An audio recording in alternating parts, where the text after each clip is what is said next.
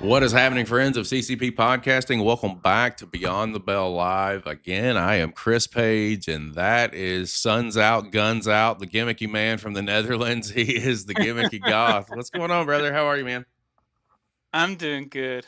We had an exciting conversation just a few moments ago with Rico, and we're gonna have another exciting conversation with our next guest on this show. And like I said on the first show, we got a double duty conversation show with Dutch wrestlers, and yeah, this is big.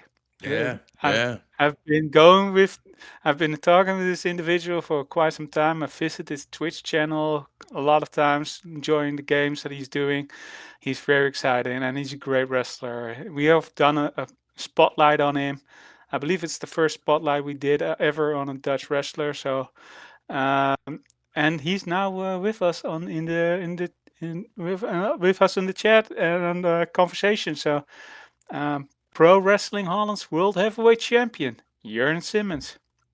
Welcome to the show, Mr. Simmons. How are you, sir? I'm good, guys. Thank you so much for having me. It's my pleasure. What a great introduction. I didn't know I've seen you in my chat a couple of times, Goth. I didn't know you were such a fan, No, but So that's always good uh, to hear. he's when we get in and start like really supporting people, right? It's so much more than just the in ring, like TK Cooper as an example, Sunshine Machine Sure. over in the UK, Yeah, got yeah, as a Twitch channel, like that. There are other ways to support, and that is one yeah, of yeah, yeah, them. yeah. Even if it's like just a subscription to the Twitch channel to something, it is supporting what you're doing and how you're doing it. And Goth is that dude, man. When he finds Yeah, out that yeah. somebody's got a Twitch, he's going to go and look it up, and he's gonna see what's going on because he likes interacting. And he's also one of those guys that I'll see him in some chats, and he will communicate, and he'll chat with the audience that's engaging with whatever you're doing. Yeah, he's a pretty good old man for the most part. And when he found out, because he told me, he was like, he's got a Twitch channel, and I went, well, what's he doing? He said he's doing games, and we have another guy on our channel, JB at No Game Yeah. Unturned. He's a gamer, Yeah. so he'll turn him onto it and say, go check out what he's doing because you both like to game. And little small things like that enhance the overall. It helps build what you're doing, even if it's just on the side. Yeah, I mean, like that was a thing for me initially, like years ago when I started doing the Twitch streams. I've had like really long breaks as well, where just like life takes a turn or whatever. You don't have the time or the energy to do one of those things. And then I initially started it because I was just like, like people come up to you at shows or people like text you stuff, message you stuff on different social media platforms, and it's all just like wrestling related, which is fine. I get it. Like I've had my moments of being obsessed with wrestling as well. Um, but sometimes like, I've other interests too, which is why I started the Twitch channel. I just started gaming on there and everything. But I think most of my audience is still just mainly wrestling fans. So, but for me, it's fine, like, because like I can just like hang out, chill out, play some video games. If people then like ask me questions about wrestling, it's whatever, like it's cool. Like I have no problem answering it. So, but Well, it was actually the first time I jumped into chat. The first question that I did, or at least the first thing that I mentioned, was like, "Yeah, I saw you on the last Pro Wrestling Holland show." Okay, yeah, yeah, but it's it also is great to just see what other interests are.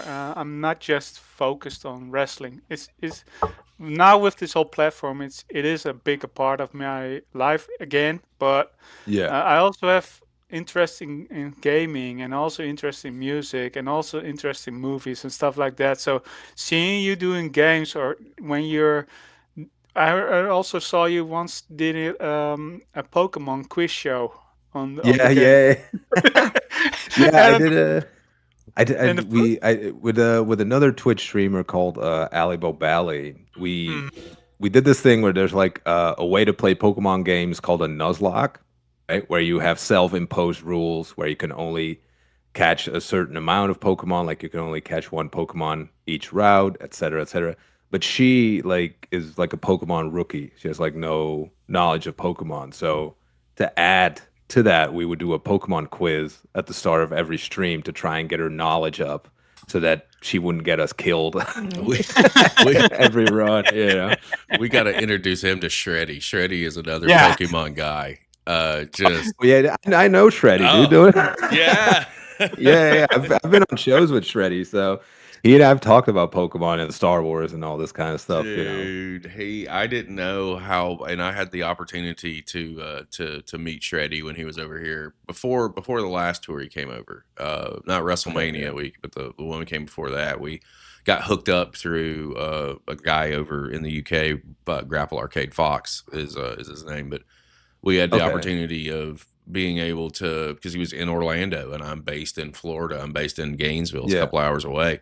He already had some dates filled, but we were able to kind of facilitate getting a couple more dates for him while he was here. And that's sweet. Yeah. Just to, well, that's the name of our game, man. And this is why these conversations are so kind of, for me, it's important because I want all of you guys that we support, especially on the international side. I know everybody wants to get to the States, and sometimes that's not the easiest thing to do is to make those connections. And maybe you do make connections, but we have so many more, and it's easy for us to go ahead. That's always been like a, I don't want to say like hurdle for me, but like I've self-admittedly am terrible at the hustling part of wrestling, right? Like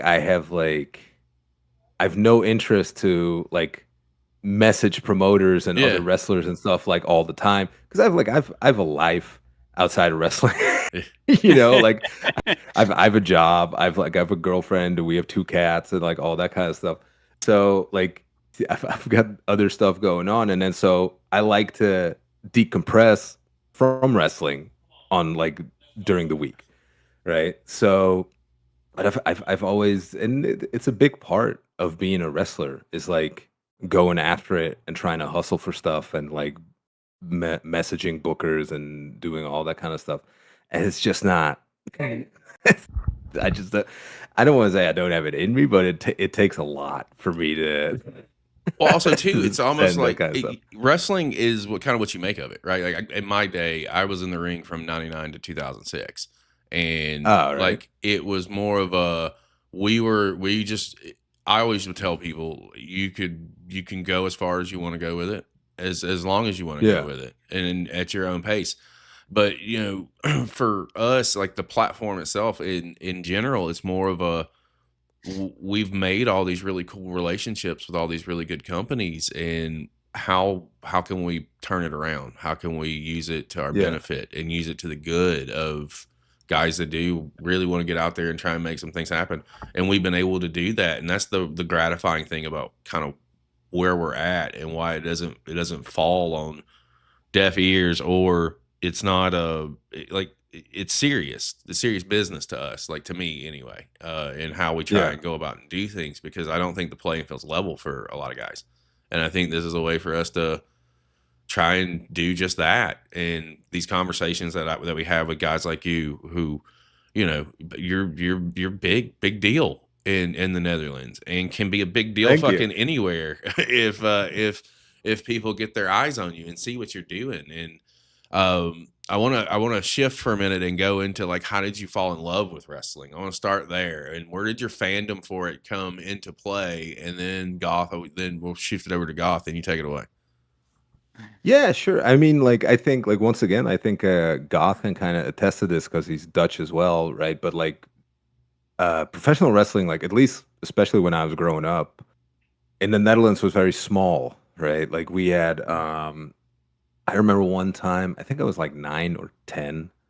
My brother saw it on TV. It was on this station, or this channel, I should say, called Veronica, where they did like a half an hour or maybe an hour like recap of that week's Raw and SmackDown. It was just like kind of a compilation thing, and that was the way to digest wrestling for us, like back in the day. But like my brother saw it at a buddy's of his, and then he like came home and he was like, you got to check this out, you know. So then I saw it, and then like we both kind of fell in love with it, and then we started like playing all the video games and all that kind of stuff, and started. I remember we saw, I think it was we played like SmackDown 2 on the PlayStation, where on one of the banners, like on the apron, it said the website for WWE, right? So he was like, "Oh shit, there's a there's a website for this." So then we looked that up, and that's for years. That's how I kept up with WWE, right? Because I grew up a WWE guy, where, um, yeah, I would just religiously check the website for like any updates, and like at a certain point, I figured out it's like, okay, this is when Raw happens, this is when SmackDown happens. I have to check on these days to see like what happened on the shows or whatever, and then same for the pay-per-views, right? Like like when it was coming up and everything. So that's how I fell in love with wrestling, like, and yeah, it never really let me go until until I started wrestling myself. I was just Well, completely obsessed with it. where does that intersect with you when you decide that this is something that you want to pursue and get into? And how does that work for you? I know everybody's journey into professional wrestling is different, and like mine, I had to knock on doors for 8 or 9 months before somebody opened up and said, "Okay, we'll give you a shot." But what's that look like over in the Netherlands? Because I know that professional wrestling isn't, or wasn't, there's a boom everywhere, but it wasn't, it Yeah, hasn't always yeah, been yeah, a big platform there. So what's it look like for you to figure this out and to try and get into it? Well, like initially, like I remember when I was in high school, I remember looking it up, like looking up like professional wrestling, maybe promotions or shows like in the Netherlands. I could not find anything. Like it was literally like nothing. And then so my intentions were like, okay, like I'll just do high school, college, I'll work for a bit, save up money, go to America, train over there, and then like see what happens then, right?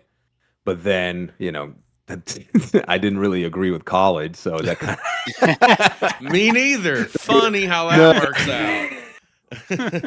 I like I did 1 year of college, then I dropped out, and then I started again, and I dropped out within the first year. So like that didn't really. So then my dad, who had a security company at the time, was just like, ah, why don't you like come work for me? Because in the Netherlands, you still need like if in a certain amount of time you get a degree, like you don't get billed for like the costs of trying to go, trying to go for the degree, so to speak.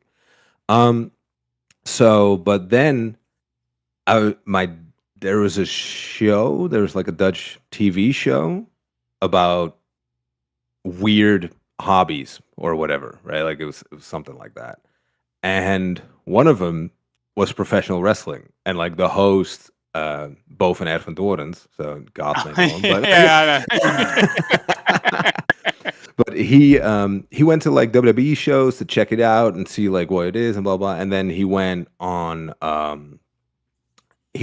like the Dutch independent scene, like he got in touch with like Dutch professional wrestlers, and I think he mainly got in touch with Emil Satochi. Emil loves this story, by the way, because he always likes to claim that he's the reason I got started in wrestling. But I'll let him have it. It's whatever. But that's the thing. Like I didn't see that show, right? Like because I don't know. Like I'm a nerd. I'm on the internet. I don't watch TV.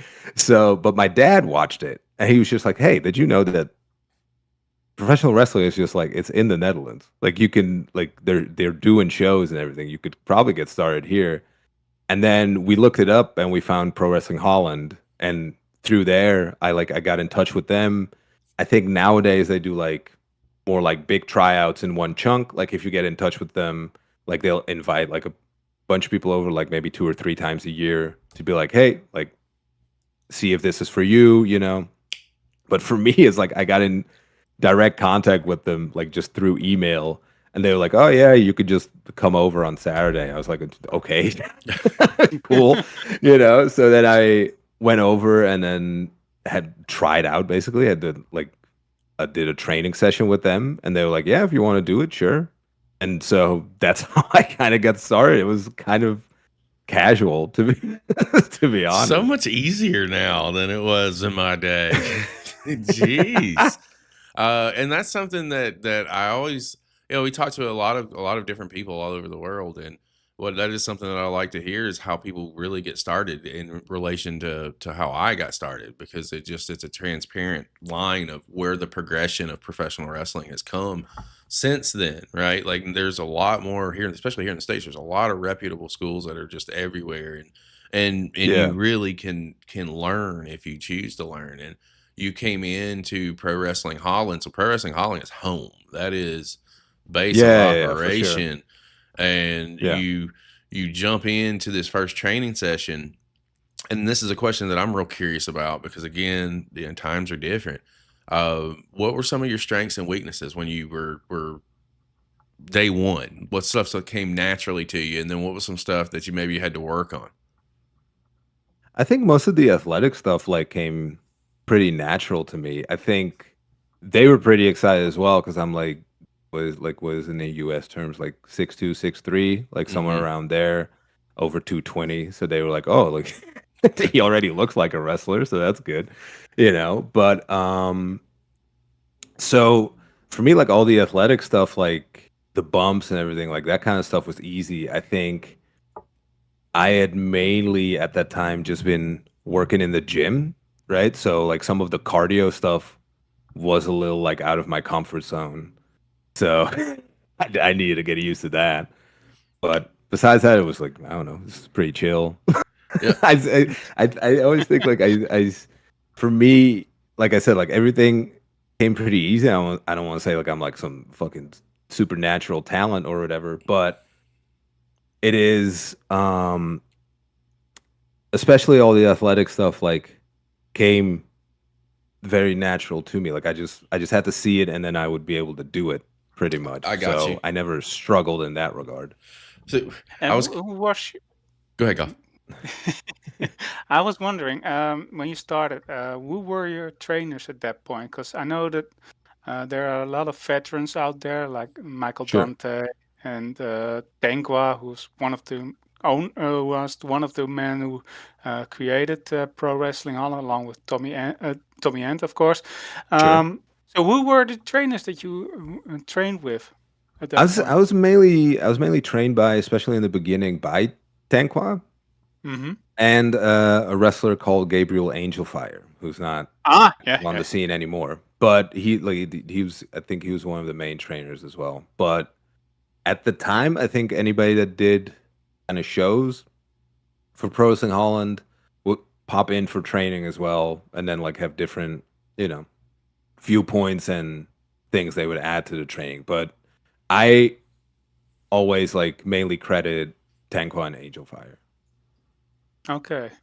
Well, Yeah. that's interesting because I've seen some stuff from Angel Fire, and I hope to find some more stuff so I could throw in a future spotlight for him. And I was curious.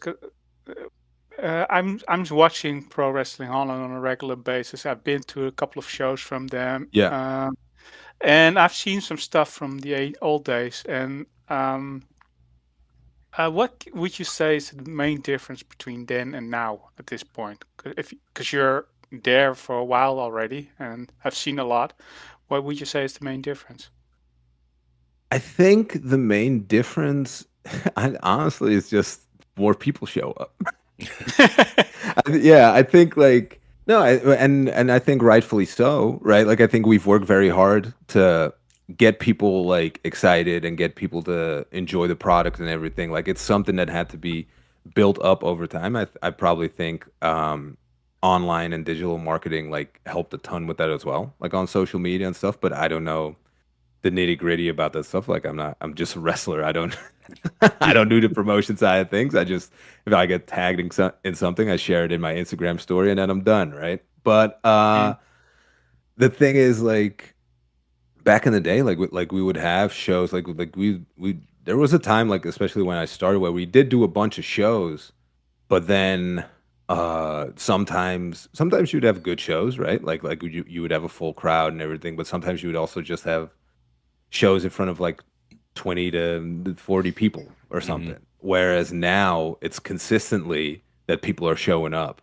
People are with it, right? Like people are starting to get with the program, so to speak. Like people are into the product enough where the wrestlers are getting recognized, and as soon as they show up, like I was actually talking with somebody about this like the other day. Like it was so funny. We had a show in Breda recently where normally, if you do your entrance as a wrestler, that's like the first time people see you. You kind of like have to immediately get across like what you're about and all this kind of stuff so that people get it, right? They know whether to boo or cheer, yada yada. And it was so funny. Like we did the show in Breda. I remember like I made my entrance and people instantly booed. So I was just like, oh, I didn't really need to do anything. Yeah, this is really chill. Like people know the shtick, like they're with the program. So I think that's the main difference, right? Like we have a fan base now, and like it's kind of localized in some parts, right? Like people show up for the Amsterdam shows. Like there's certain people that show up for the Breda shows, Amersfoort, whatever. Like just the different venues. There's different crowds, but still everybody's with it. So I would say that's the main difference. Let me ask you this, because Gotham will put you on the spot. So Goth recently went to Boom Chicago, and for Yeah. starters, like that was a really big deal, and truly was, at least for us on the platform too. To be perfectly fair, because it was a big show. Sure. When it's over with, the first several messages that come from Goth are, "Oh my God, that main event! And you should have heard Jurn's promo. It was vicious." So it's a segue to talk about talking and talk about, Sure. getting into to cutting that promo and making it resonate and reading the room, if you will, because I was always an ad lib guy. I couldn't Yeah, script a yeah. whole lot out. I got to feel the crowd. Because if they're not feeling or they're not buying what I'm fucking selling, then I've got to change the recipe. What is it Yeah. for you and cutting those promos, and then Goth will come around to you from your perspective of it, because it had to have hit a chord with Goth, because he was like, "Oh my God, it was so fucking good." Talk about manipulating the microphone, if you will. Sure. I mean, like for me, I kind of align with you in the sense that like I just improv most of it, right? Like there'll be honestly for the Pro Wrestling Holland shows especially because they will just go like, "Hey, can you cut a promo before the match?" I'll go like, "Yeah, sure," and that's really all that goes into it. Like then I just grab the microphone. I'm in the ring. I go like, "Okay, like let's see how this goes." Besides it, I've done promos in the past where I've had to remember like pages of a script, which I remember years ago for WXW West Side Extreme Wrestling in Germany. Mhm.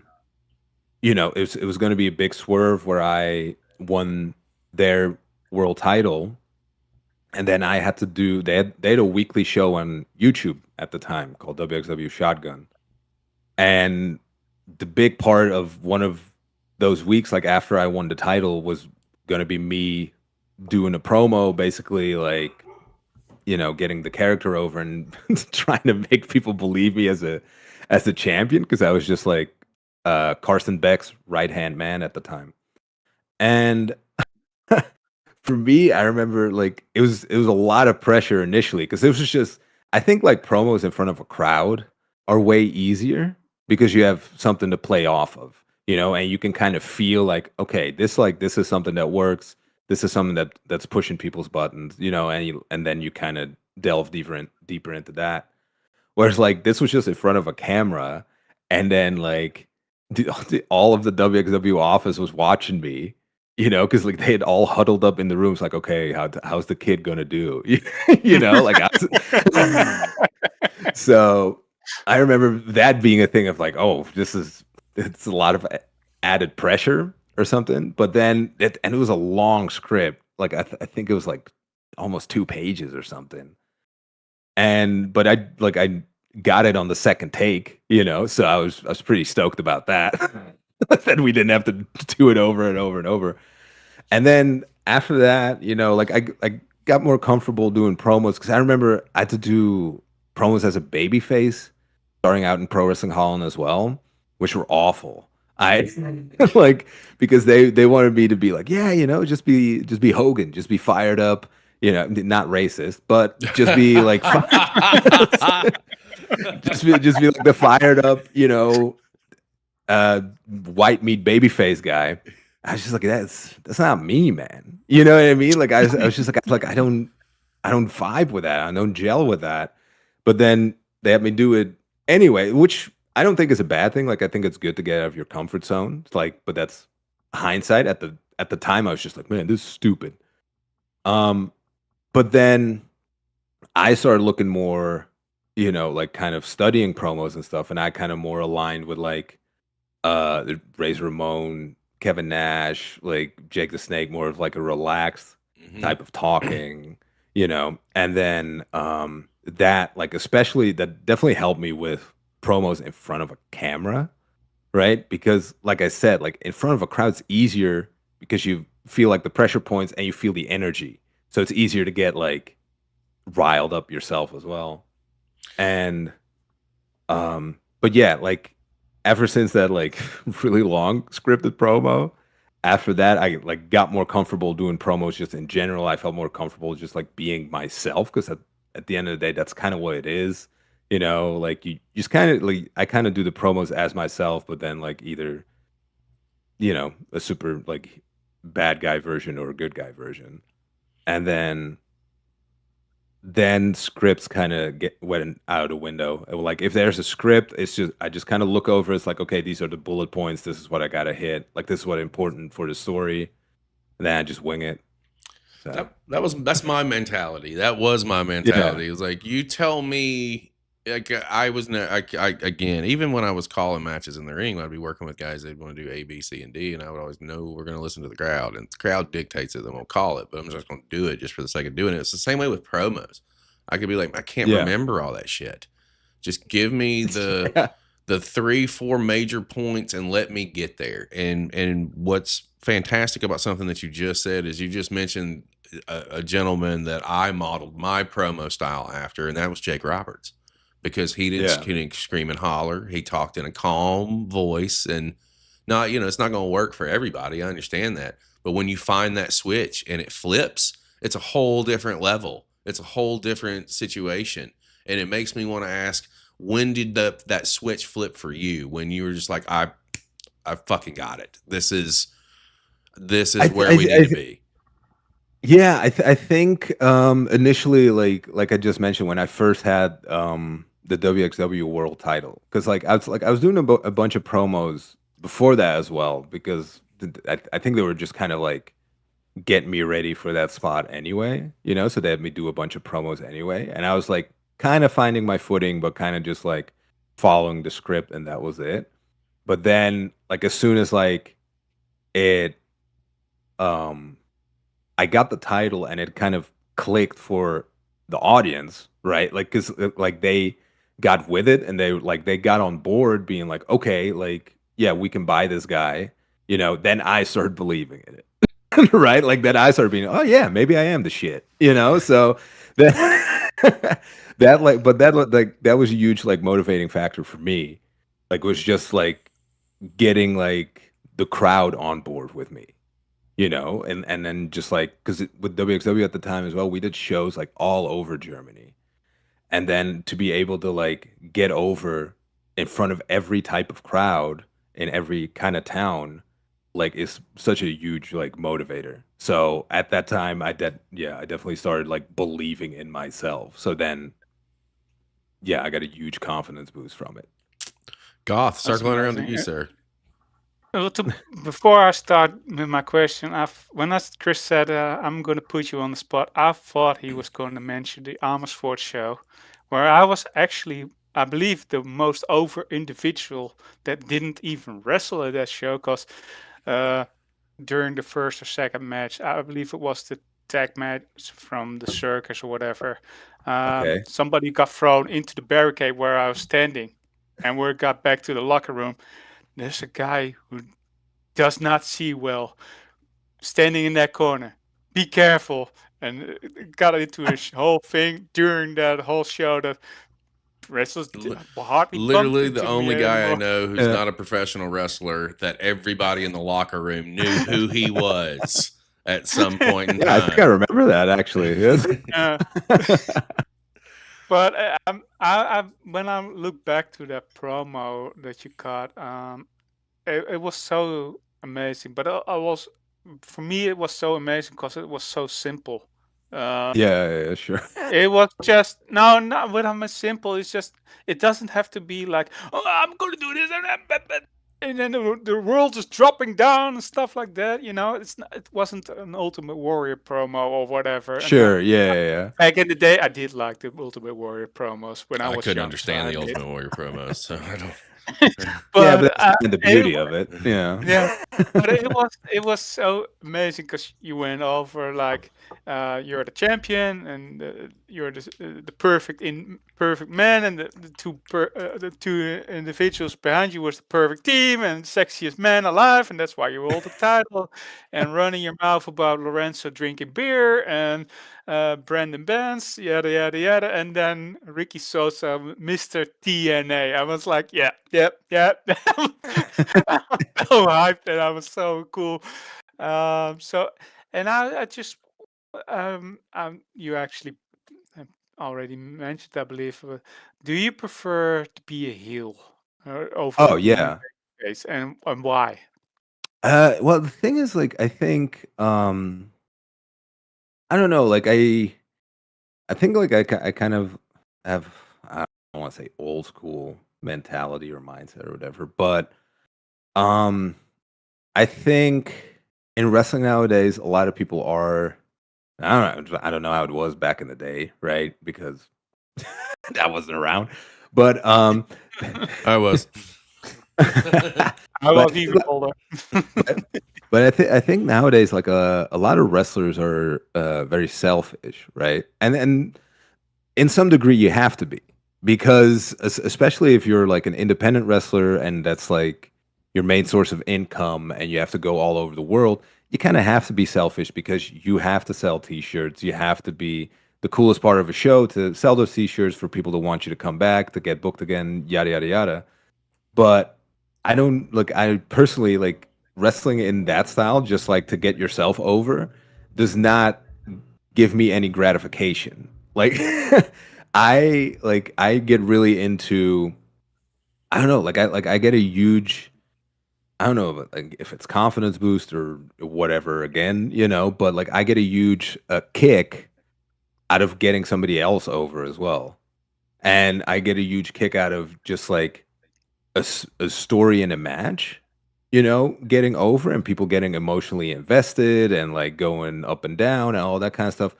If everybody like has the mindset of just like I'm here to like get myself over and just do a bunch of cool stuff, then it's hard to like take people on that journey, right? And sometimes like there's room for that. I think like sometimes like you have to have like babyface for babyface matches, and then okay, everybody just both of these guys just hit their cool stuff, and that's the dream match kind of thing, right? Which has its place, obviously, but I think it's a unicorn, right? It's not something that happens all the time.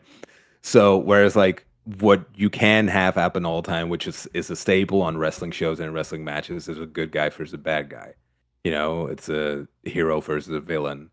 And I think like what I've kind of run into is that people have I don't know, people like kind of struggle being villains because at the end of the day, like you want people to like you and you want to sell your merch and you want to this and that, right? Whereas like for me personally, I prefer being the bad guy purely because I don't I don't get any gratification. The only thing like if I sell merch, I get money, right? But it doesn't like make me Mm. feel better besides being able to go like, oh, I can, I don't know, like buy a Marvel Rivals battle pass, you know.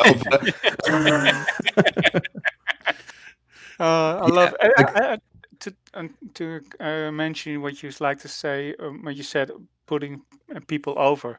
That's what yeah, I saw with your match with Brandon Benz at Amersfoort.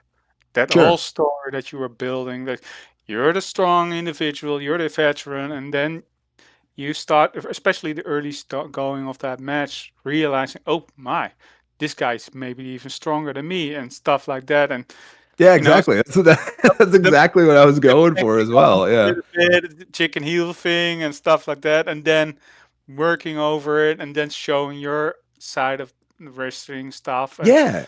I Because really enjoyed that. yeah, and I've really enjoyed it too. Like I've had a lot of fun like now in Pro Wrestling Holland lately, like working with Brandon Bands, for example, with Lorenzo Lina, trying to like tell stories of like, okay, like, but these guys are like young, energetic, like up and coming. For example, Lorenzo is very like charismatic and like crowd is like very easily on his side all the time, whereas Brandon is more just like a physical specimen and trying to like tell these stories about, okay, but I'm like kind of this bitter old grumpy guy that just but is experienced, right? And how do you then like tell the story of like, okay, like through either their charisma and energy and like connection with the crowd or just their physical prowess, they get the upper hand of me. I have to then use my experience or like kind of dirty tricks or whatever to get the upper hand on them. And then like how does that all come together and resolve itself in the end? So I've been having fun with that. Yeah. I bet. I bet. I could easily see that you were having fun, and also with that whole six-man tag at Amsterdam, the Boom Chicago show. Sure. I wish I could have been in the last show that you were at in May, because of Uh, the fatal four-way that you had with yeah. men like the Reese. I was like, fuck. I wish I could have been there. I wish I could have been there. That atmosphere must have been great. But I feel it's so great to see that you are out there, and you're obviously doing that also with I'm a Pain and Michael Dante, also two very experienced wrestlers helping Sure. out the young wrestlers, because they are the future of the company, and that's and working towards the future. And with Brandon already having WWE ID challenge a match that had happened, I know that he has been wrestling in WXW, so Yeah. it's great to see that you are a part of that, of their growth in their development of their wrestling career. Yeah, and I think most of them are like doing really well, So like I can only be happy about that. For me, um personally, like it is kind of funny because you did mention Ima and Michael Dante, where it's also funny that the three of us are like a stable, I guess, like in Pro Wrestling Holland now, where it's just like three angry bald guys. But uh There are the three thing angry bald guys right now. I yeah, resonate with yeah. that. This is the most hair I can grow, guys. But yeah, that's actually funny. Me and my girlfriend recently have been watching Breaking Bad again. There's like so many bald dudes on that show, and I'm like, man, this show hits for me. Like this show, like I can. This is my show, but no, but it's funny because obviously, like when I started, Ima and Michael Dante were already like active, right? Like they had already been wrestling for a number of years, so it's kind of funny how like obviously it goes like in. I don't know if you guys are hearing that, but it's kind of funny how it goes like in like generations and stuff, right? Because like they are still like they're like a generation ahead of me, well, and they're like a bit older than me as well. So for me, it's still a thing where it's cool to see like all these like now like a Lorenzo, a Brandon, like it's cool to work with them first and foremost and trying to I don't know, impart something on them, whether they want to receive it or not. That's up to them, right? But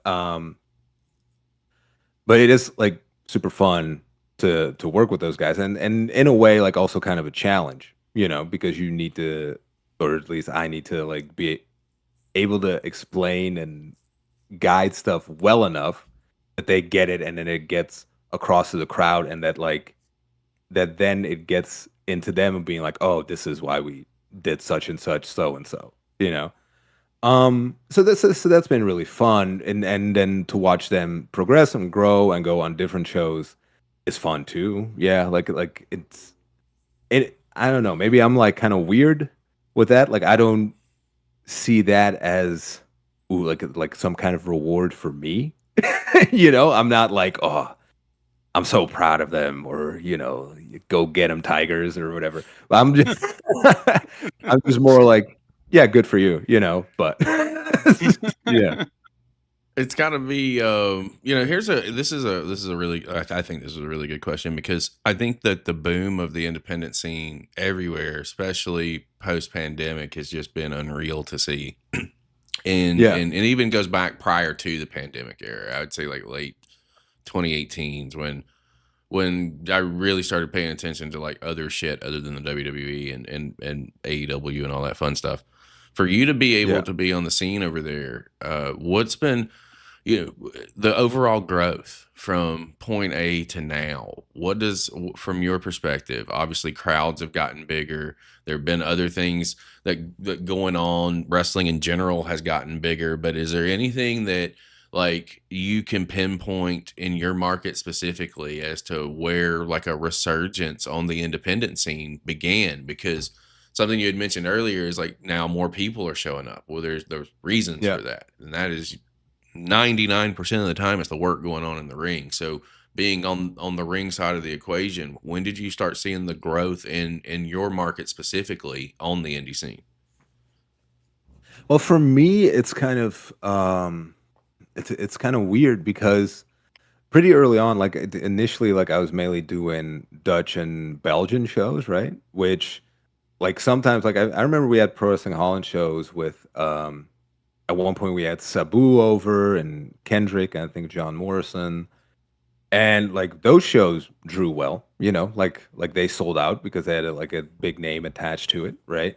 Um, and then like it was kind of hard to like bounce back from it and get the other shows, get people to show up again. But then pretty early on into my career, I went over, like I mentioned earlier, to WXW in Germany, and I was like a huge mainstay for them for years. And then I remember like being there and noticing growth, but this is like before the period you even Mhm. mentioned, right? Where like I mentioned earlier, we were doing shows like all over Germany, but we were also doing them every weekend.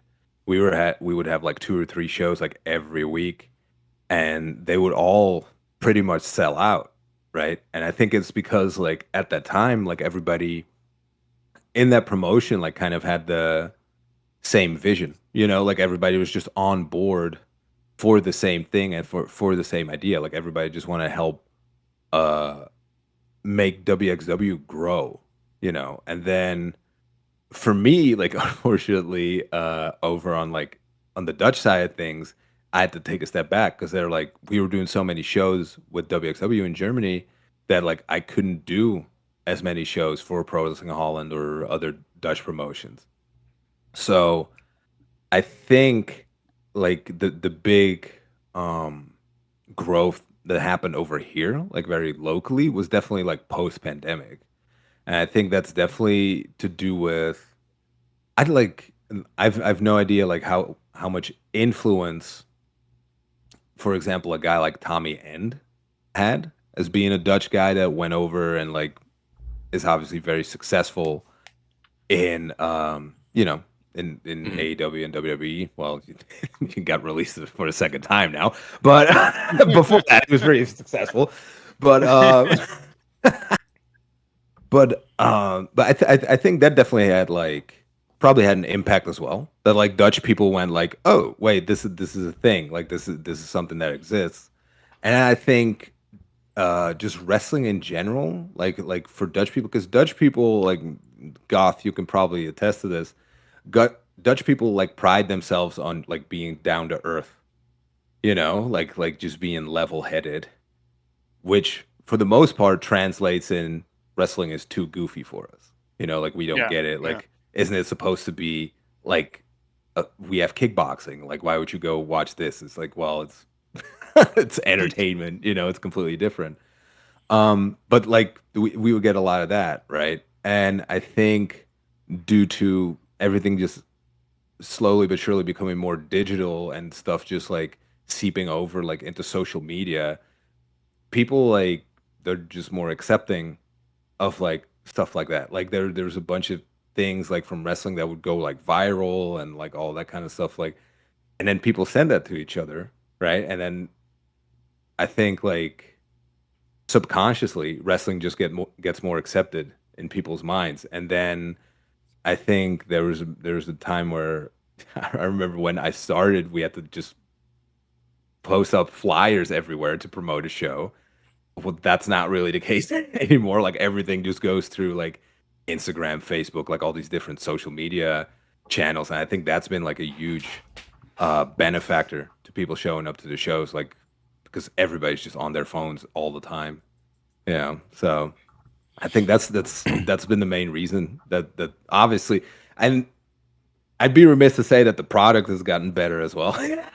You know, but like you mentioned as well, like a lot of times I think um the wrestling side of things helps as well. I think like when I got started there, I think there were still like a lot of people, especially in the Dutch wrestling scene, who were just kind of like, well, I just do this like once every 4 months, and then like I'll just tape it and show it to my family. Like, look at this crazy thing I'm doing, you know. Whereas now everybody's doing all the shows, and everybody's serious about doing all the shows, and everybody's got gimmicks.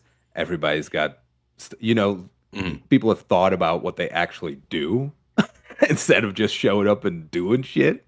Hmm. So I think that's been a huge help as well. I think like everything combined just like kind of create like this perfect storm of, you know, all the shows now being sold out and growing. Yeah.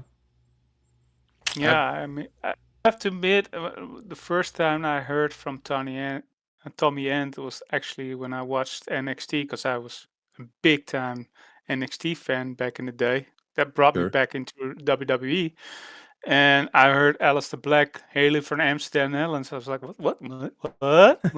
Okay.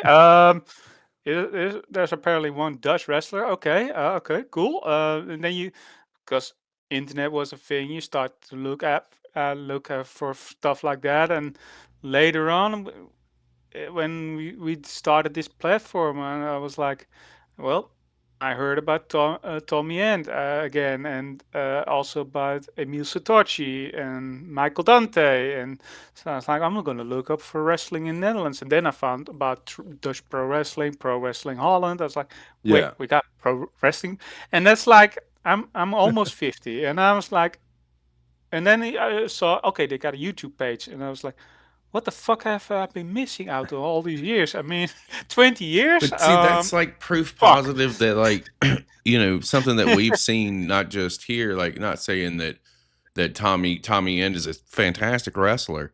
It just takes one person to shine Yeah. a Yeah. light Yeah. on the bigger picture, which is the indies in general in that market. We've seen it happen in Australia, with, you know, when Jonah Rock got picked up, before he was Bronson Reed, and same thing with Delta Yeah. as Zyra.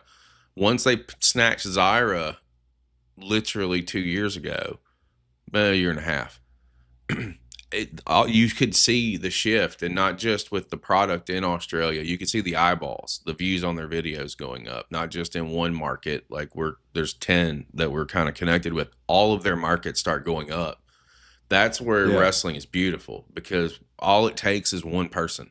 All it takes is one, and it can really shine that light on your area and what you're doing.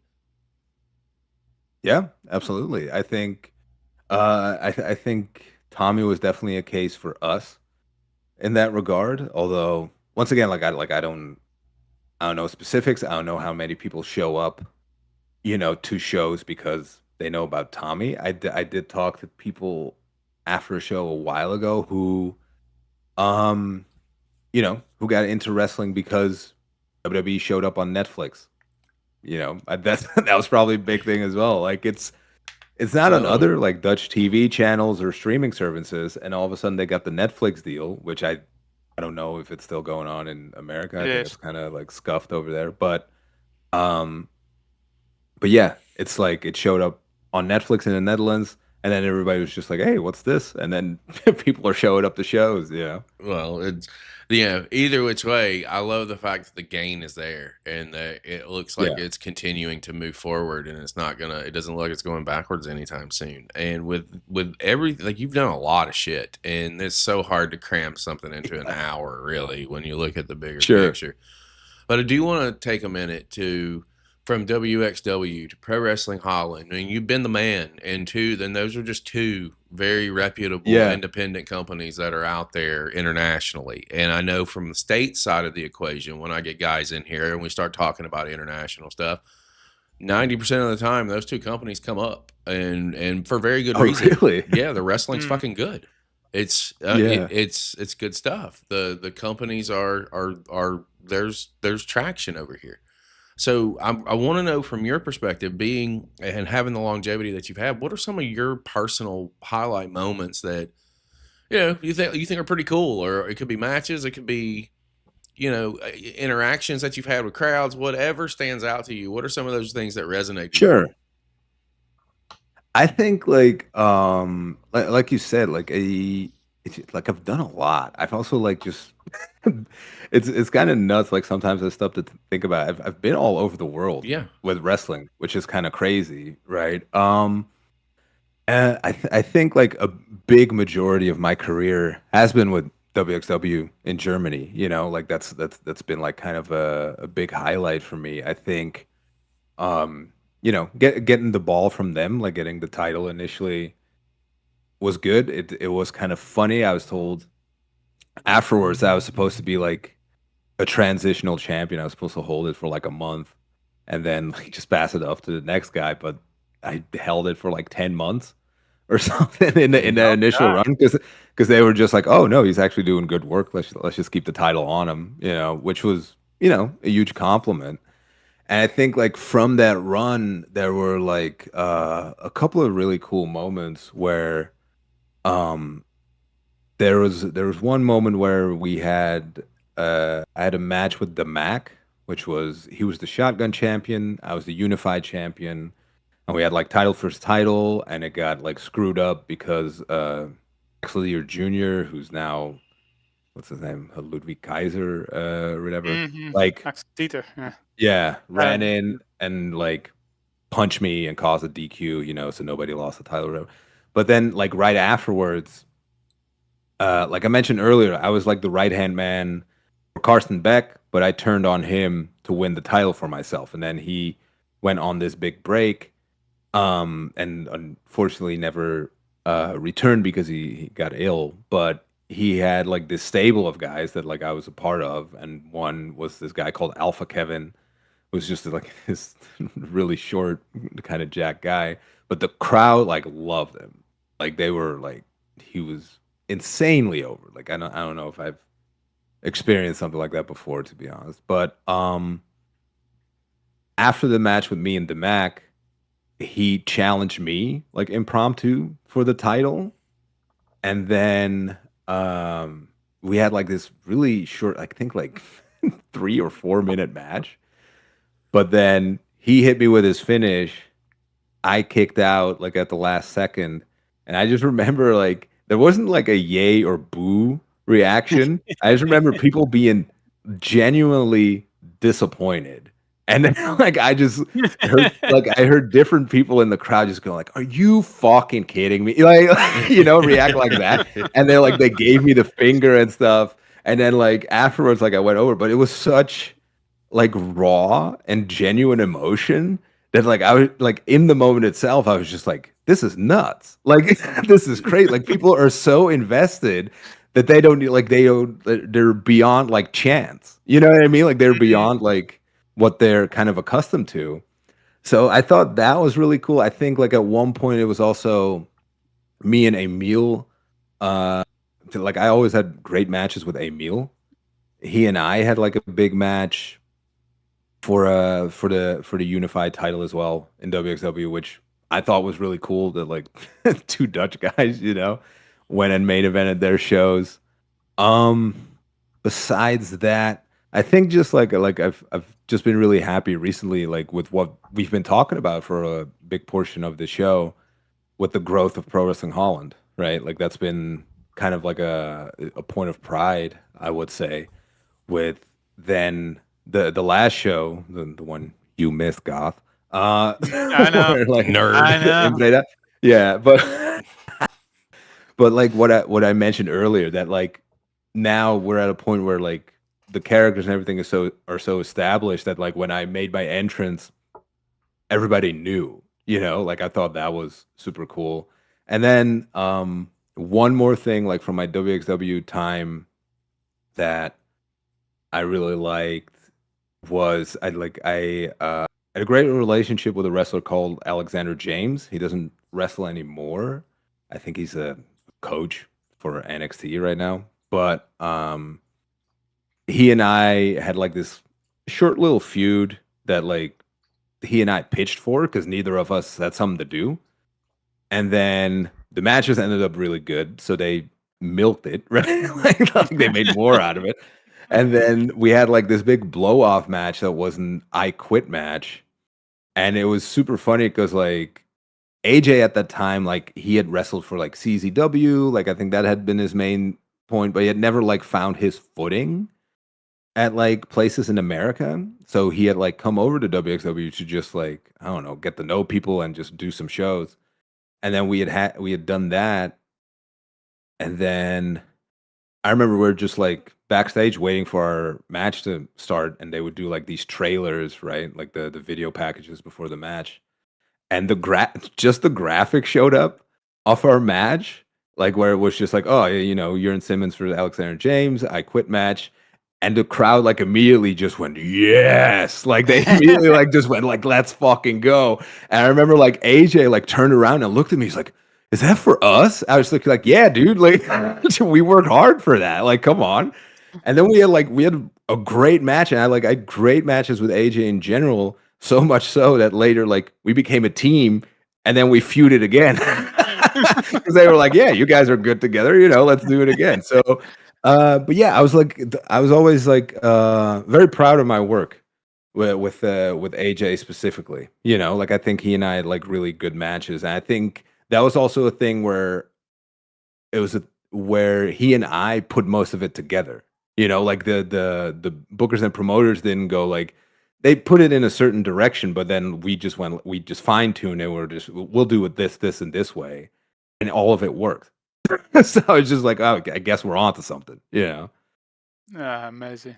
I'm just Yeah. curious, 'cause in your time that you went to WXW, there were a lot of wrestlers who are now making it in America, like Walter, Yeah, and I'm not one of them. XPT. No, but I'm just curious, Criminal. because you were one of the big names at that point with them. Yeah. Has there ever been a discussion, inquirement or inquiry of whether you would be interested to go to America, or Yeah, of course. is Yeah, this I've had something like, that you never wanted to do, or for various reason, or? I mean, I think like as much as like things are about like hard work and talent and all that stuff, there is like a huge degree of luck that's involved, right? I think I've had I think like 4 or 5 WB tryouts, right? And like multiple times, like I've been taken aside and they were like, "Hey, like we really like you, this and that, blah blah," and then just like nothing came of it because they don't have a spot open at the time, or you just don't feel what they need at the time. Like a lot of times, like tryouts are kind of like casting calls as well, right? Like just for like a movie, where it's just like, okay, you need to fill XYZ, like you need to look like this and this, like this is what we're looking for right now. If you don't fill that, unlucky, so to speak. Okay. But I like, yeah, I'd been in touch with WWE a couple of times. It's just unfortunately nothing ever came of it. Yeah. Okay, because we have had a conversation a while ago with somebody in Australia, Mike Boomer, I believe, who had Okay. like a chance to go to America. Yeah, even had a conversation with William Regal at that point, where he was talking what they were expecting from them, and he decided that I want to stay in America because his wife, his family, Australia. stuff like that. So He wanted to stay in Australia, Australia. Yeah. Yeah. yeah. My bad. I'm old. To me. But I can, so I can see there are different ways of, some people feel like I'm not ready for it, or some people just don't want to do it because they expect a lot out of you when you go to the E and stuff like that. So I was curious whether it was what No, they thought like of you or what you wanted to do, or no, that was never really the case, you know. Like I was always open to it. I will say that, like personally speaking, now I'm not. I wouldn't be stoked about going to America now, like given the state it's in. Like, no offense, Chris, but like, None taken. None taken. but back in the day, like when I was in touch with WWE, like that was never really the case, right? I was willing and able to go. It was just like it just never got to that point, you know. But Well, the who thing, Oh, knows? they're lost. Maybe in the future, yeah. well, too, They're lost. and the on the backside of that too, like it's one of those situations to where you don't. I preach this all the time because, and it's not that I'm anti WWE or anti AEW or anti TV deals by any means. I'm not. I'm just not invested into it. And it's Sure. not a knock on the guys that are there. It's just that I see more passion and I see more love, genuine love for the business as a whole on the independent scene. And it's not like with like high spots and shit like that. I mean, I see some of the best wrestling on the independent scene on every continent every week. Or Yeah. or I can go and watch hella talented guys doing their shit, but they're not necessarily doing what they want to do. They're doing stuff that they have to Yeah. do. It's almost like that. It's that mentality. I see these guys out here, and I get so impressed because it makes me wish that like back in my time, I was never gonna be anything major other than the independent guy that I was, and I did pretty well for myself for the first 4 or 5 years. But I was never going to be signed anywhere, and then that was never going to be on my equation, right? And I always would tell these guys that as long as you're having fun and as long as you're doing what you want to do, I'd rather do something that I want to do than something that I'm being told to do. And with professional Yeah. wrestling, what a lot of you, once you sign that contract, you don't have your choices are gone. So it's just one of those It's situations. It depends on the person, right? Yeah, definitely. And I also think for me personally, like I grew up and was a huge fan and still am of ruthless aggression era WWE. Like that was my thing, right? Like that's what I was into. But the thing is like I don't the product nowadays, I don't think like I'm the target demographic, right? Like I don't think it's necessarily for me. There's very little in like the TV products nowadays where I'm like, yeah, I can really like get into this. And it's also funny that I'm won't name any names, but there's a buddy of mine that went to WWE for a while. He was in NXT for a while. At one point, like I was texting with him, right? And I was like, "Hey man, like how are you doing? You know, like how's the job in WWE? Is everything all like are you enjoying it? You know?" I literally got they sent me back saying like, you know, it's kind of like working in a grocery store. The work's easy, but I'm not getting any fulfillment out of it. You know, it's like It's I know what I'm doing, and it's like, but you're just doing stuff by the numbers. it's You funny know? that you say that because like we were talking to Rico Bushida earlier today, and the NXT came up, and the ID program specifically came up, and it's funny Sure. that you had that conversation because I won't mention names either. I told him we have a lot Yeah. of friends on the scene, and several are ID'd, and some were ID'd, and I've talked to 5. And of the 5 Yeah. individuals, 2 are still under ID, 3 are not. All of them have said the same thing, and it's not necessarily the be all end all that people No, may no, think no. that it is. And I'm not saying that as a knock by anybody in anything. I have my own feelings on that whole program. I think that in a way they're trying to lock people down from going to do other things, and I don't feel like that is the direction that we need to go in. I feel like we can, if we work together, and that's the mentality of the platform, is really working together. we can build something better than what's out there now, and we can do it and work collectively. That's why conversations like these are instrumental, because it's Yeah. putting us in another market. It's putting us in allowing us to have the opportunity just to tell you what we're about, man. This is not we're not a fly by night podcasting platform. We're not going anywhere. And we're only going to dive deeper into the independent scene because that's where the life force is at. And I would rather guys, again, go and do something that you want to do. At our live events, I tell guys all the time, we just started them. One of the first things I'll tell people is I don't care how many people come through the front door. It's not about that. To me, it's about putting you in front of our affiliates that will bring you to them and get you work and get you bookings, because we've developed the reputation of if we're watching you, then there's obviously something there. And that's not something that we ever thought was going to be a thing. And now that it is, it's like, how do we benefit that and put it on you guys, the platform itself? And it's a whole different ball game. And there's so much stuff that we can do and we can work together. And I don't see why that should be that much of a challenge for a lot of people out there. But it is in some areas. In some areas, it's not. And what we do is we're finding those people that really have the passion for the scene, right, and want to make it better, make it a better spot. And I think that you guys are doing some tremendous stuff over there from what I've been able to catch thus far. And I know that we're just getting started with the whole Dutch market. I am very curious to know for the rest of 2026, like you're already doing incredible stuff with Pro Wrestling Holland. Like I said, you're the man. You are the guy.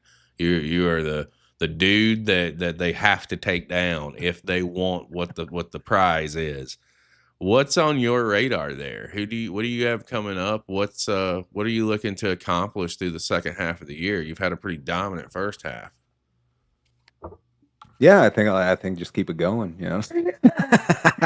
No, but no, I think like, and that's been my main goal with like the position that I'm in, and that like we kind of touched upon earlier as well, like the position that I'm in now with Pro Wrestling Holland is just trying to work with more of like the guys that are coming up, you know, and try to like flesh that out and try to, you know, because I was like in those recent years and shows and everything, I've worked a bunch, like especially with like Lorenzo and everything, which I think has paid off. I think he's doing amazing, right?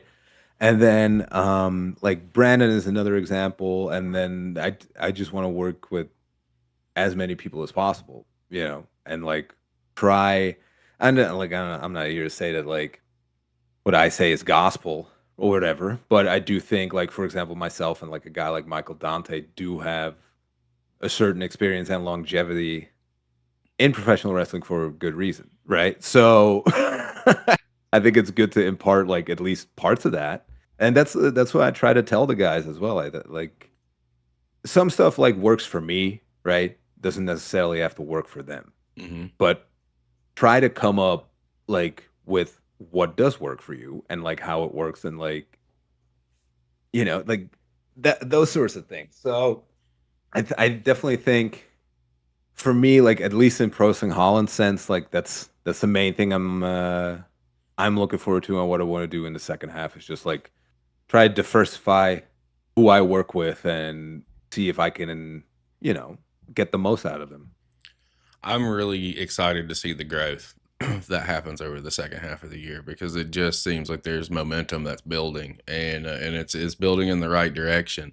Before we start going into like what I would call the last segment of the show, Goth, I want to come back around to you. Do you have any other questions that you want to ask real quick? Well, it was actually something that came up during our last conversation because, like I said, I'm really starting to get into the Dutch wrestling scene, and we had Rico Bushido on the show, and yeah, I'm sorry, Rico Bushido, Ricky Bushido. yeah. Don't let him. Please don't chop me, Rico.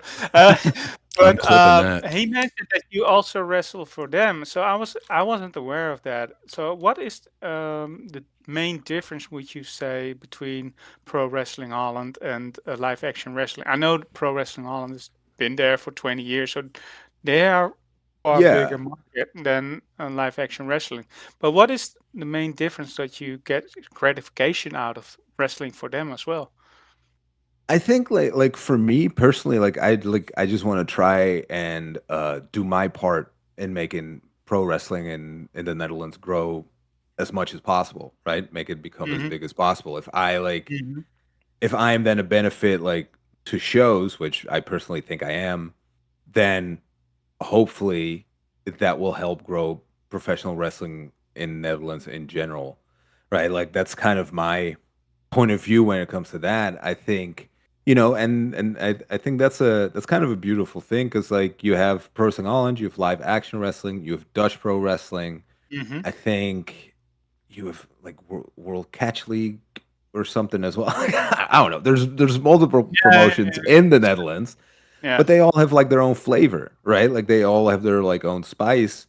And I think like every show is different where then it becomes enticing for pro wrestling fans as well. There's like, okay, this show we're gonna see this, but this show has more of that. Like, and then just go to all the shows, like because everyone's different. So yeah, I think that's my main goal with that.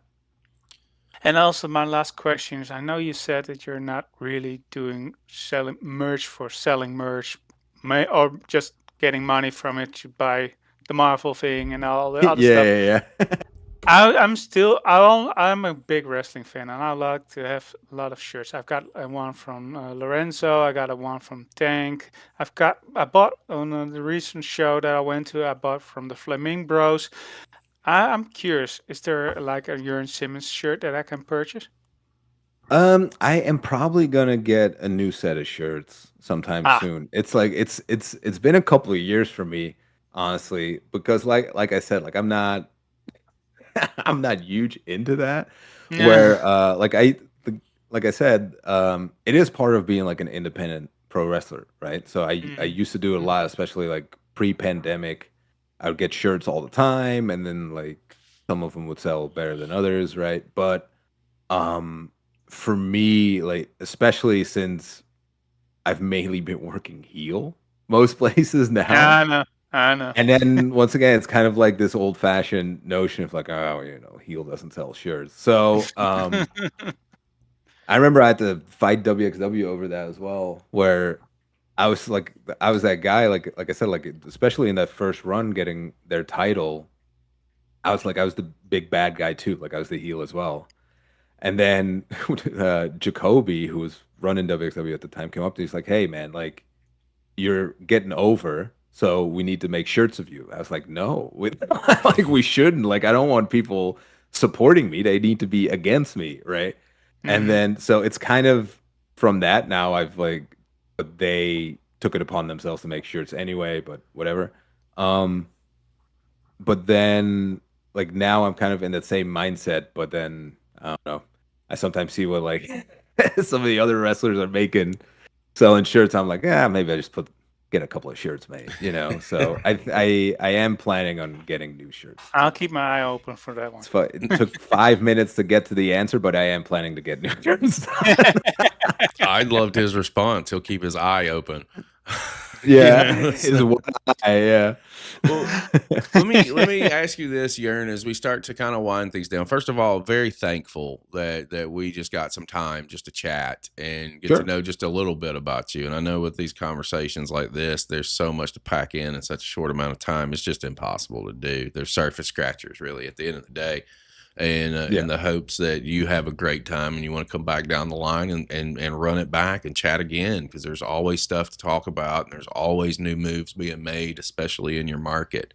But for the channel side of the equation, like, and this is if you want the help or if you need the help, I don't know, but I like to know.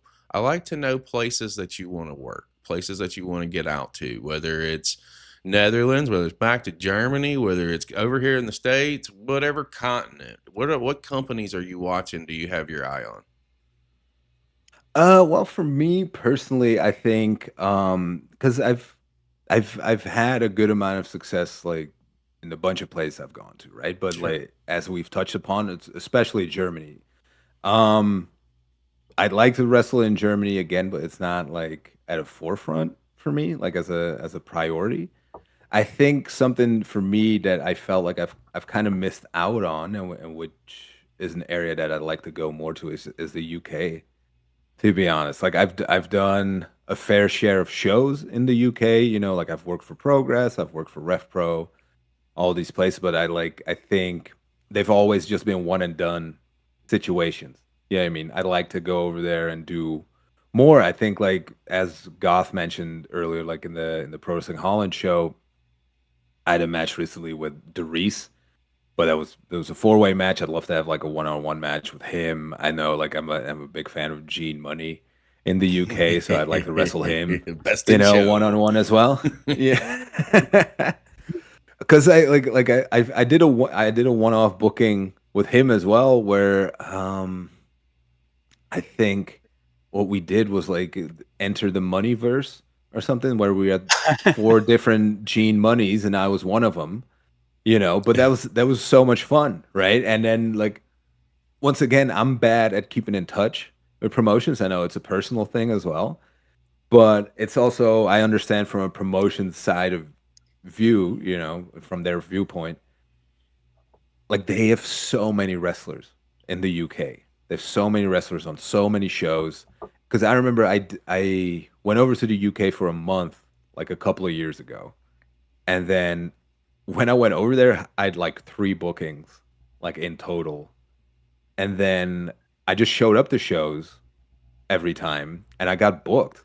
Like I got in touch with like all of the promoters, and they were like, "Oh, why didn't you tell us you were around?" I was just like, "I did," but but they're so busy and they have so many shows. Like it's hard for them to like invest in like flying somebody over this and that, unless they like work together with other promotions, being like, "Hey, we can get him over for the weekend, do X amount of shows. Everybody like shares the hotel and flight costs, and then it's like way easier to do, right?" But it's kind of difficult to set up.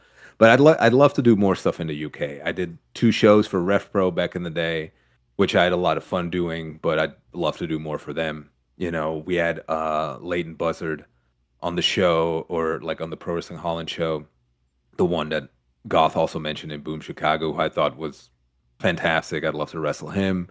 So there's like I think there's like a lot of uh especially in the UK scene, for me, there's a lot of people who wrestle that I haven't wrestled, but that I have come across like during all of my time in Europe, right? So I think that's the main point for me.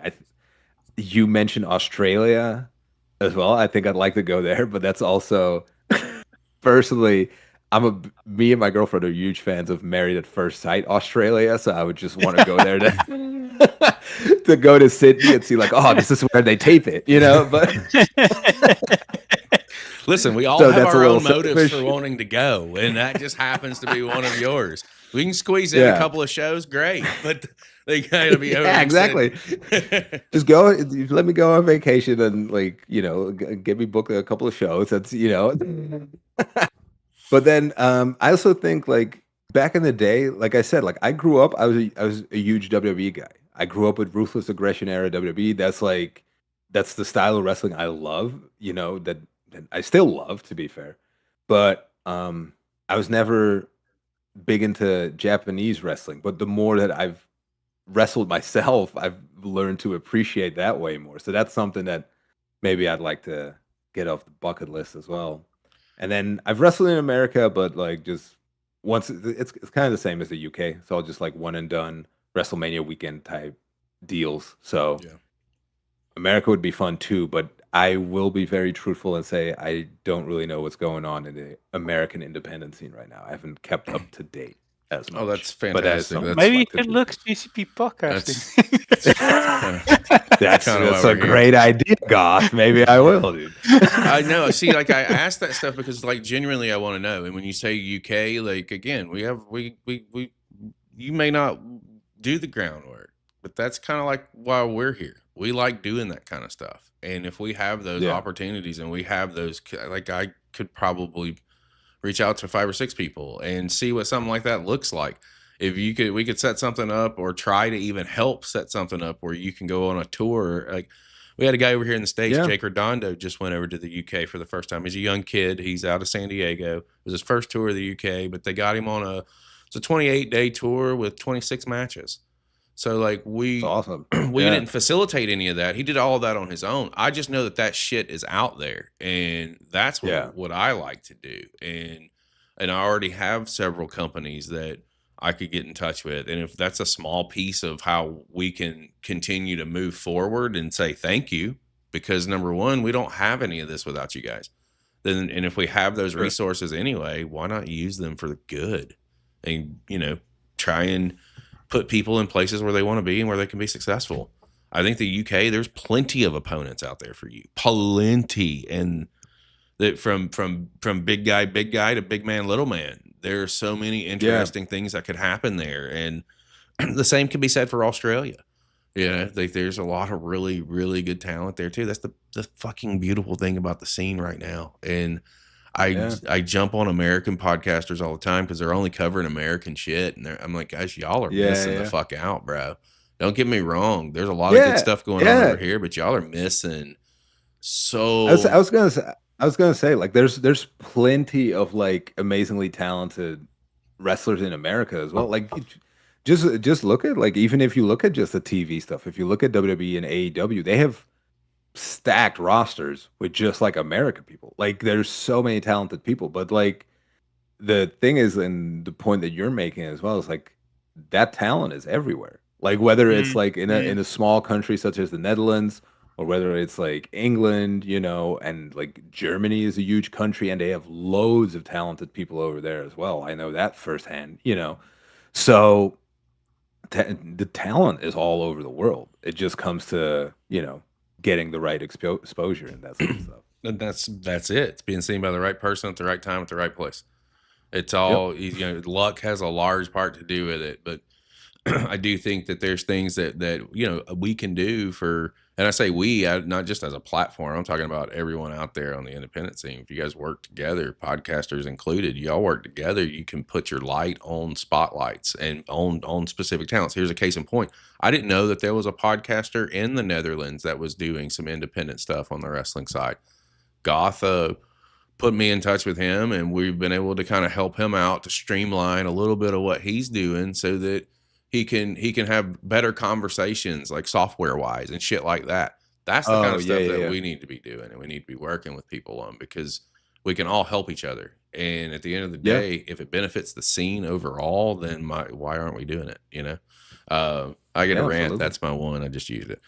You mentioned a couple of opponents that you have mentioned over in the UK, which makes me lead to this next question, and then I've got one more, and we'll tie a bow on things. Some other opponents that are out there for you that it could, maybe you want to run something back, or maybe it's fresh and new the whole way around. Who are some people out there that you got your eye on? Well, like I said, like I mentioned, Darius. Like me and Darius have like come into touch like over the years on different shows, and I think we've only like been in multi-man matches with each other. Like I think like once again, like maybe that's kind of old fashioned too. I like singles matches, bro. Like I just like one-on-one. Like it's like all the multi-man stuff sometimes just does my head in. I'll see myself on the card in like a triple threat or a four-way dance. I'm like, God, no. 6-man tag.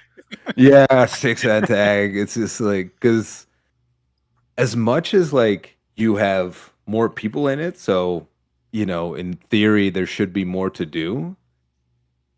I think like there's always I think the story wise there's always just like way more interesting twists and turns to take in one-on-one. So like I said, like me and Darius have never had one-on-one, so I'd like that to happen. I think somebody I've always liked working is Saxon Huxley. He's like another English guy. He's been like very active in Japan the last couple of years, but he and I met way back in California training with Brian Kendrick. So, and then he did some Pro Wrestling Holland shows where he and I wrestled, and then, but since then we've had different careers. So yeah, I think like that would be a fun one to run back and see like how either of us has changed as well. And then I mentioned Leighton Buzzard as well. Mm-hmm. Besides that, I think like there's a lot of guys that I was doing shows with back in the day who've gone on to TV. So as running it back, it would be kind of difficult to set up if I'm not under contract, But yeah, I think that about does it for me, to be honest. Okay. My last question that I've got for you is the one that I consider, like, to me as a platform, it is one of the most important ones because we've touched on it several times on the independent scene specifically. There's so many pieces of really good talent, and we're Yeah. just scratching the surface on the whole kit and caboodle. I always like to know from your perspective, who are some people out there that we should be watching? I think, for me, as we've been talking about Pro Wrestling Holland a bunch on this show today as well, and we've talked about Lorenzo Lina, we've talked about Brandon Bands, who I think are two like great up and coming guys. So I think people should keep their eyes on them. I also think people should keep their eyes on Michael Dante. He's been around longer than me, and I've had a blast like running tag matches with him and that sort of stuff. But it's also the thing of like he used to be part of the Sumerian Death Squad with Tommy End. Like they like were all over the independents as a tag team, and then Tommy went off and kind of like did his own thing, which kind of left Dante in the dust, so to speak. But he's still like incredibly talented. I think like he's still like for me as a wrestler as well. I think he's super fun to watch. Um, Besides that, maybe outside of the Dutch circles, it's a little tougher because like I've been quite kind of focused on that in my time recently. I always I'm always a big fan of Bobby Guns in Germany. He's mainly wrestling for WXW. I think he's currently dealing with a neck injury, which is unfortunate, obviously. But I've always been a big fan and supporter of him. So he's definitely somebody to look up, And then, I would say Ricky Sosa, but I think everybody knows Ricky Sosa. I will say this: we were watching Sosa before Sosa popped, so we saw Yeah. saw several of his matches well before I mean, he's taking it over at the end of the day, and it's another one of those situations that I think like it's a good thing because that's now another name that's coming out of that part of the country, and when something like that happens, it makes that light of everybody start converging back. I also want to mention a tag team, VCC, which consists of Noe and Noe Ahuka and Daniel Akindele. I hope I'm not butchering those names. Oh, you did well. You did well. Okay, thank you. I always call him the Black Dragon. That's how he used to be called. I remember that was one of my favorite memories as well. We had like a really small show in Hillegom, which is a little Dutch town. But we had a really small show there. The circus was there, right? Like the circus is a big part of the Pro Wrestling Holland shows. And then at the time, they had somebody like in a bear costume show up as like, oh, this is the big bear in the circus. And Danny, the Black Dragon, his gimmick was the Black Dragon. He was like a kung fu guy, and he kicked the shit out of that bear. He gave us like this insane like high kick through the top and middle rope right into the face of the bear, which I think the person in the bear costume got concussed, which is obviously not a great thing. But in the moment, I was fired up, dude. It was amazing. But no, I think Noe and Daniel are both like very talented Belgian guys as well. So I think people should be watching them too. We had an opportunity to sit down. I had told Goth we started doing the Netherlands Spotlight series, right? And of course, it is strictly just focusing on guys in and around the Netherlands. So we were trying to figure out a title for the show because I don't want to piss anybody off by classifying them as one thing if they're not. But when we were running the show up and figuring this stuff out, I told him, I said, let's do a tag team. I said, let's do that because they came across just on a random watch that we were doing for something with the Netherlands, and I thought that they were very entertaining. And the whole point of that is at the end of the day, they're coming on in June, if I'm not mistaken, so that we'll be able to have a conversation with them. Oh shit! Because they're Having some talk. tremendous Yeah. the whole way around, and actually, I mean, that's just a way for us to continue plugging the whole scene over there. It's there's a much bigger equation to what we're trying to do. I think we got Adrian Limstra coming on at the end of the month, so that we can continue to push it out there, man, because what you guys are doing, it needs to be seen if it's not already. And if we've got the platform to put it out there to new potential fans and new potential followers, that's the name of the game.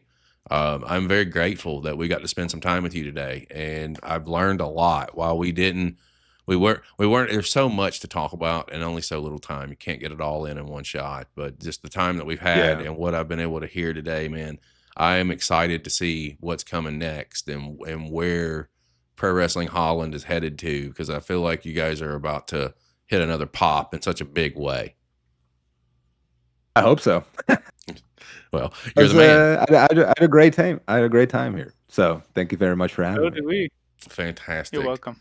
I do like to turn the floor over to our guest before we get ready to sign things off. Is there anything that you want to plug? Anything you want to talk about? Anything you want to throw out there that we didn't touch on? The floor is yours.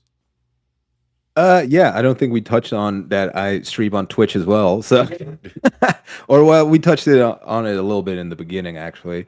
But yeah, follow me on there as well. Like on any social media platform, if you do feel like following me, it's always just at Jurn Simmons. So I try to keep it as easy for people as possible. Try and keep it as streamlined as possible, so it's easy to find me.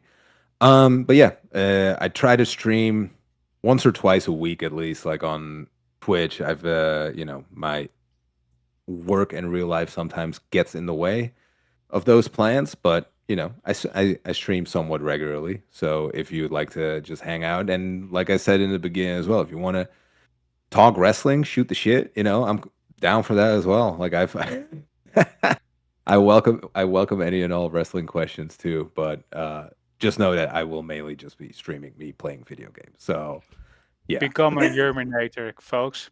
yeah, it's the urination. Listen, the easiest way you can show your support, guys, is indeed by sharing, and subscribing. And as Jurn just said, and it's been on the screen the entire show, form social media is Jurn Simmons. It's one name put together. That's it. Easy. Hit the follow, hit the subscribe buttons. If you're on Twitch and you're checking us out right now, why wait? Go over there and do that now. And if you're checking us out on replay over on YouTube, check down below. All the links will be right there for you. Just click the thing, click the link and do the thing. I'll get my words right, I promise. For Mr. Jurn, it's been my pleasure. I know that hopefully this is just the first of what will be a couple of conversations to come down the line. If there's anything that we can do for you guys, all you gotta do is say the word. Goth is there, and he's the guy, and will get to me as quick as possible. Goth, I'm very appreciative for you, sir. Thank you for making contact and getting this conversation, the last two conversations, as a matter of fact, in today. And if you're joining us across all of our platforms, we couldn't do it without you guys as well. If you're not following us at CCP Podcast, go on Instagram. Why the fuck not? Nobody is covering and doing the independent scene like we are. If you're in Orlando on July the 11th, we'll be back for Chapter 6. Mims is going to be in the house defending our heavyweight championship against Baracco. We've got Blade Brown in the house, and stay tuned for more announcements coming for that as well. For my guest today, Jurn Simmons. For our co-host, the gimmicky one from the Netherlands, the gimmicky Goth, I am Chris Page. We will see you next time.